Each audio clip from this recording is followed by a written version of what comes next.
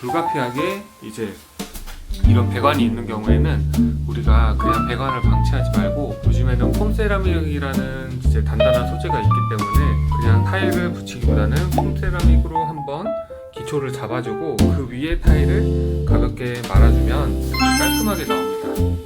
이런 식으로 해서 자, 2층을 가보면 여기도 이제 전체적으로 시공을 하고 있고, 이 화장실 같은 경우에는 여기는 면이 너무 좋지 않아서 미장을 하고 한다고 해도 화장실이 너무 좁아져요. 그래서 전체적으로 뭐 오가네라고 하는데 그것까지 고려를 하면 화장실이 너무 좁아지기 때문에 여기는 이 화장실 벽면 자체를 좀 따라가는 방식으로 이렇게 약간 눕힌다고 하죠. 네, 그래서 눕혀서 시공을 하고 있습니다. 그래서 최대한 화장실을 좀 넓게 쓸 수 있게 그렇게 할 거고요. 바닥을 보면 여기도 단차가 워낙 높기 때문에 여기서 턱을 줄 거예요. 하나 턱을 줘서 타일 마감을 깔끔하게 할 겁니다. 위에도 보면 천장 같은 경우에도 지금 천장을 최대한 높게 쓰기 위해서 저희가 배관을 올려서 시공을 했잖아요. 그래서 타일도 쭉 올리기 때문에 천장 자체도 기존 거보다는 훨씬 높아질 겁니다. 기존에 있던 천장이 여기였어요. 먹이라고 하죠. 예전 천장 라인이었는데 지금 얼만큼 올라갔죠? 네, 이만큼 올라갔어요. 이렇게 올라가는 거예요. 그래서 이런 거를 구축 리모델링 할 때는 꼭 고려를 해야 됩니다. 많이 높아졌죠. 거의 한 뼘 이렇게 올라간 거예요. 이렇게 올라갔어요. 그래서 이런 거를 신경 써서 공사를 진행을 해야 됩니다. 여기 주방은 벽면 전체에 다 타일로 시공을 할 거고요. 보시면 이제 여기는 이제 발코니인데 발코니도 바닥을 깔끔하게 타일 시공을 할 겁니다. 이렇게 정해봤고요. 전체적으로 타일 시공을 하고 있는 현장이고, 이제 주방 같은 경우에는 좀 신경 써야 될 게 뭐냐면 환풍기 위치, 저기는 빼고 타일이 들어가야겠죠. 그런 식으로 빼놔야 되고, 그리고 콘센트 위치가 있으면 그 콘센트 위치를 타공을 해야 돼요. 근데 여기 같은 경우에는 왜 콘센트 타공이 안 돼 있냐 하면 저희가 싱크대 상판에다가 콘센트 매립을 할 거예요. 그렇기 때문에 굳이 벽을 타공할 필요가 없어요.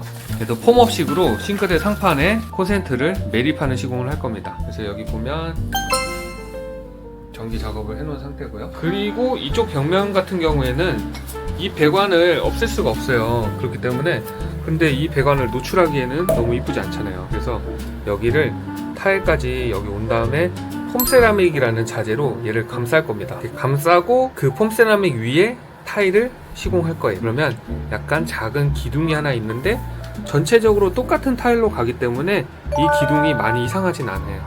그래서 통일감 있는 이제 기둥을 만들어 줄 겁니다. 시공이 다 끝나면 볼 수 있을 거예요.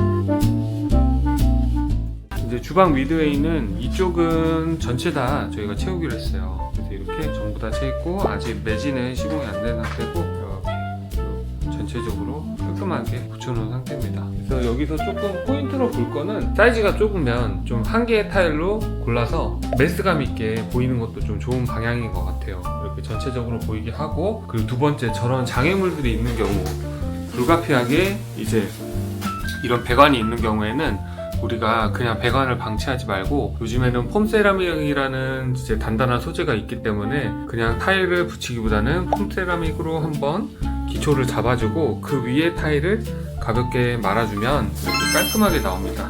이런 식으로 해서 마무리를 해주면 좋습니다. 그리고 이제 이렇게 턱을 봤을 때는 이제 문도 이제 문턱을 그냥 놓는 게 아니라 이런 식으로 이렇게 타일로 말아 올려서 문턱을 마감해줘도 돼요. 이쪽은 졸리컷 시공을 하지 않은 이유는 아무래도 여긴 이제 숙박업을 하는 곳이기 때문에 사용감이 일반 주택보다 많아요. 그래서 비가 나간다고 하죠. 이쪽이 깨질 수 있기 때문에 이런 식으로 그냥 마감을 했습니다. 이제 이태리 타일이 무조건 비싼 건 아니에요. 이태리 타일은 하는 방법은 이제 뭐 중국산 타일하고 이태리 타일에 이제 간단하게 말씀을 드리면, 중국산하고 이태리산 타일의 차이는 아무래도 이태리산이 조금 더 고급스럽긴 해요. 그런데 이태리산은 이렇게 600에 600이라고 사이즈가 나와 있죠. 이게 가로, 세로 사이즈입니다. 그런데 600보다 조금 크거나 600보다 조금 작은 경우가 있어요. 이태리 타일은 실제 사이즈가. 그런데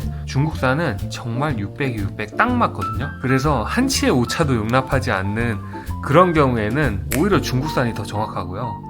이태리산은 조금의 실제 길이가 차이가 조금 있습니다. 그래서 이태리산 타일하고 중국산 타일이 무슨 차이냐라고 많이들 물어보시는데, 약간의 퀄리티는 사실 이태리산 타일이 더 좀 고급스럽긴 해요. 근데 요즘에는 중국산 타일도 잘 고르면 정말 예쁘고 좀 퀄리티 있는 게 많아요. 그래서 무조건 중국산이 나쁘다 이건 아니고요. 우리가 잘 고르면 될 것 같아요. 그리고 이태리산이 또 무조건 비싼 것도 아니에요. 왜냐면 이태리산 타일이 들어왔을 때 수입을 하잖아요. 수입을 하면 이게 무조건 다 팔리는 게 아니거든요. 그러면 결국에 재고가 쌓이면 이게 세일 타일로 돼요. 그 세일 타일을 사게 되면 아무래도 거의 중국산 가격으로 살 수도 있습니다. 이제 그런 것도 간단한 팁이니까 이제 타일 판매하는 이제 업체에 가서 세일 타일을 먼저 보는 것도 싸게 사는 방법 중에 하나예요.